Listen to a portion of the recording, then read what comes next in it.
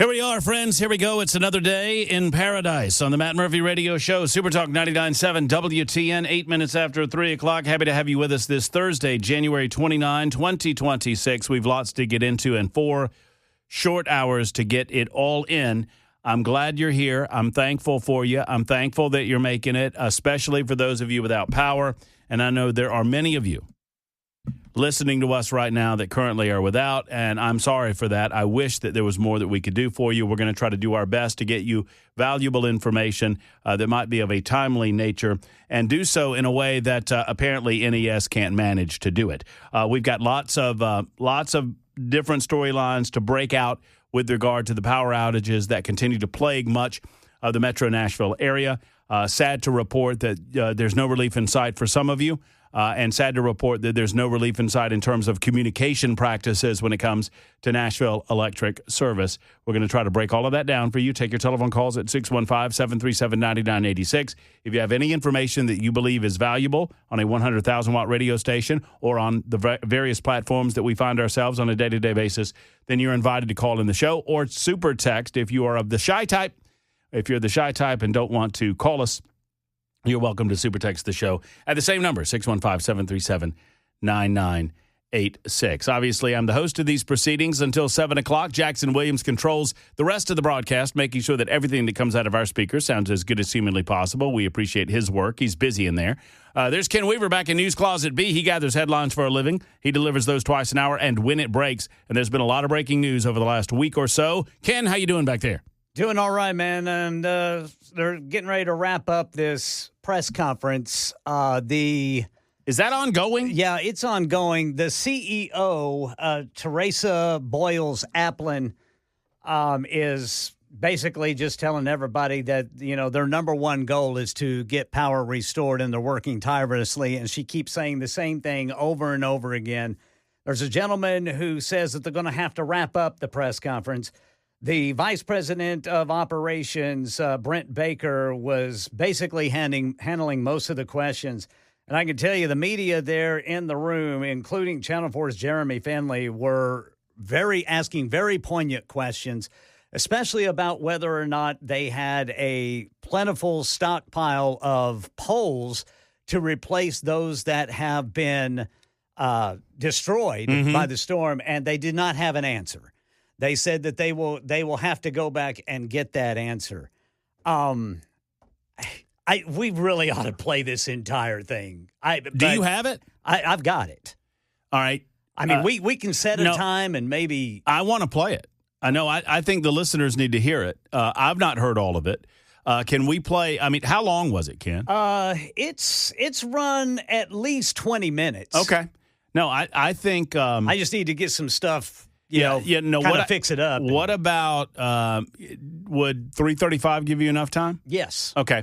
All right. So right after the bottom of the hour news at 3:35, we're going to rack and air the press conference with Brent Baker, our good friend Brent Baker, who was on with us early in the week, a couple of times, as a matter of fact. I think didn't we have him on Monday and Tuesday. And then we were supposed to have him on yesterday and they canceled. At 5:05. They canceled at 5:03. Right, saying he was in a meeting or something or another. Yes. And then now, so Jackson has news on this front. So this morning, Jackson and I communicated. Believe it or not, we talk about the show before the show airs.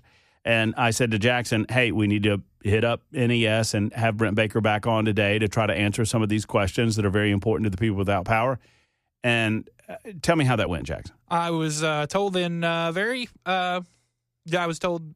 directly he is unavailable for any interviews today.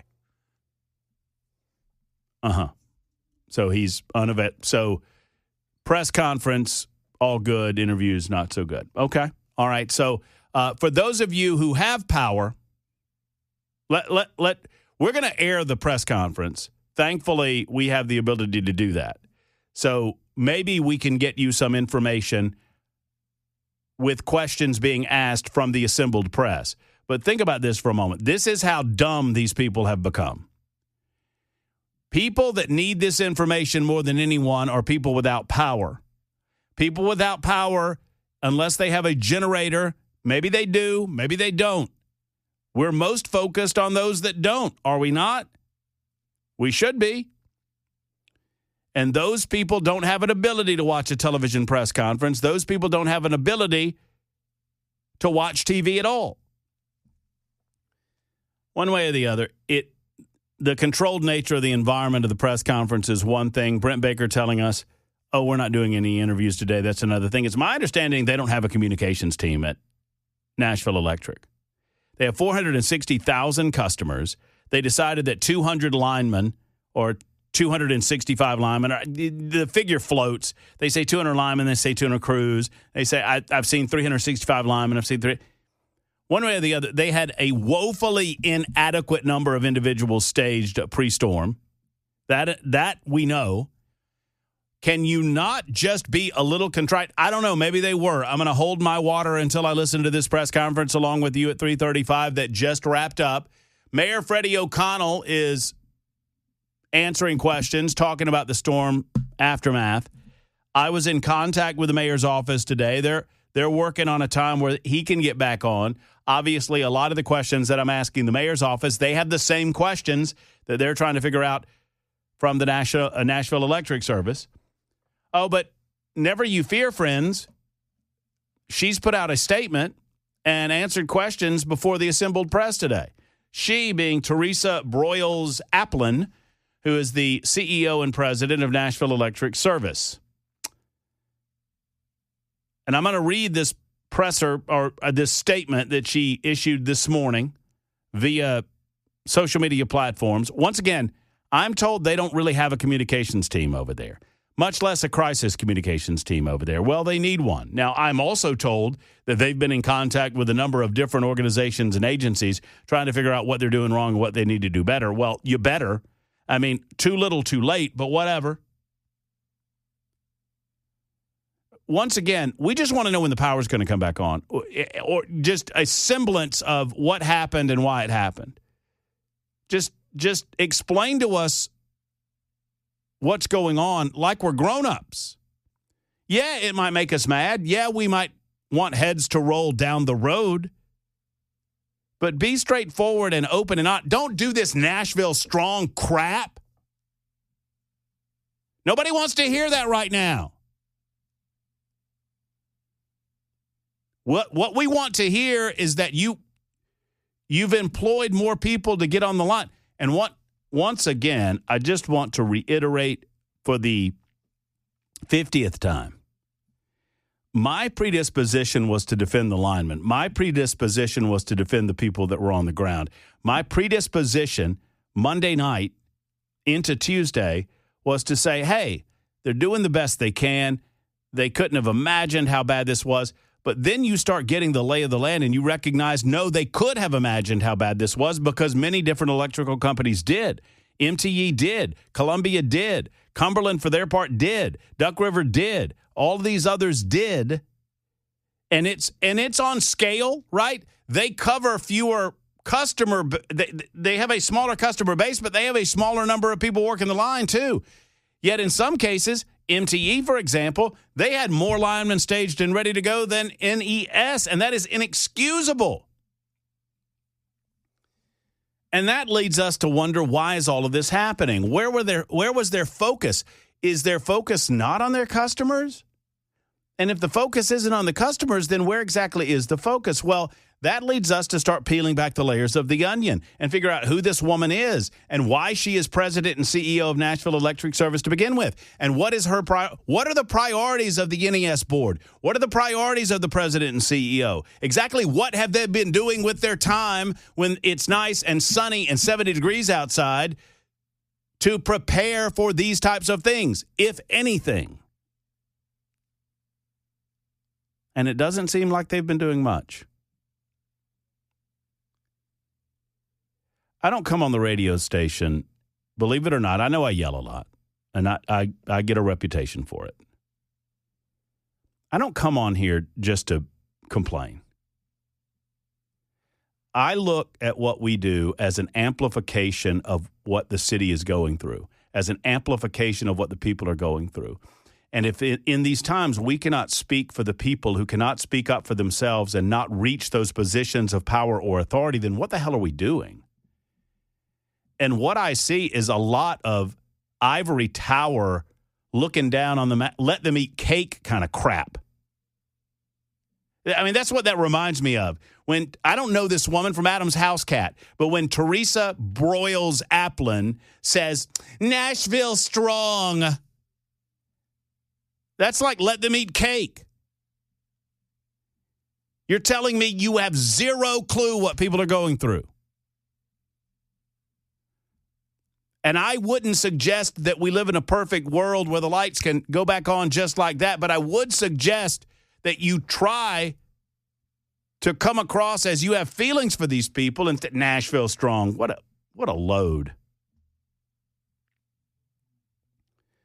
But I don't come just to complain about these people because of their backgrounds or what there are individuals suffering, and I'll tell you, here's my fear. We had a fourth individual, and I first heard about it speaking to the mayor's office, and Ken Weaver's reporting on it. We have a fourth person in Davidson County that we now know has died as a direct or indirect result of the storm. That brings the numbers to, I don't know if Ken's listening back there or not. I think that brings the number to 13 or 14 people. 13 people. Well, no, that'll be 14. 14 people statewide. Yes, sir. That have lost their lives. That's the fourth person in Davidson County, if I'm not mistaken. Yes, sir. So my fear here, folks, I said it yesterday, that the state of Tennessee, we are the most giving, caring human beings on planet Earth. I believe that. And all I have to do, and I know it, and I've done it, and I've seen it, all I have to do is open up the airwaves and tell you folks, you fine people listening to this radio show, all I have to do is tell you there's someone out there in need. And do you understand the number of people that step forward and say, yes, I'll take care of that? We had a guy yesterday that said he needed firewood, and I had 20 people reach out to me within 5 minutes. I'm on it. I've got it. And not one single – the guy said he could pay for it, and every single person that reached out said, no, I've got firewood. I'll give him the firewood. I'm not worried about money. We are a giving people, and we take care of ourselves to a large degree, but we have to know that people want to be taken care of, and that's the other side of that coin, is that as giving and loving and caring a people as we are, we're also very independent, and we don't want to impose on others, and we are loath to ask for help as a society, as a South, as a state. Y'all know I'm telling you the truth. And what my fear is that with 90,000 people still without power and 5-6 days into this now, that we're going to find other people. We're going to find other people dead because they froze or because of carbon monoxide poisoning or for some other reason directly or indirectly related to the storm. Because they didn't know where to turn to and they didn't know what to do. And some of that, if all of this leads to where I think it's going to lead, some of that lays at the feet of Nashville Electric Service. Does it not? How inefficient have you been? Not during this storm, not now. Now your feet are on fire. Now I get it. You're doing the press conferences. Now you're issuing the statements. Now I'm talking about yesterday and the day before and the day before that. I'm talking about 2 weeks ago, when you got the same weather reports that we did. And I would hope that you would get more detail than we do about what's going to happen. And when we first started talking about this a week and a half, 2 weeks ago, 3 weeks ago, what did I hear from you? We've got 200 linemen staged, and we're ready to go. 200 linemen for 460,000 customers? That's households. That's customer base. That's not people. 460,000? 200? Now, I don't know. We'll listen to the press conference together, but I would hope that the question was asked, do you believe now, looking back, that was adequate pre-staging? What decisions led to, what thought processes led to the decision to stage only 200 linemen? and then you got up to 700. And now you're up to over 1,000. This is obvious evidence that you recognize that that was a woefully inadequate figure to begin with. I am not trying to make the perfect the enemy of the good, but this is not good.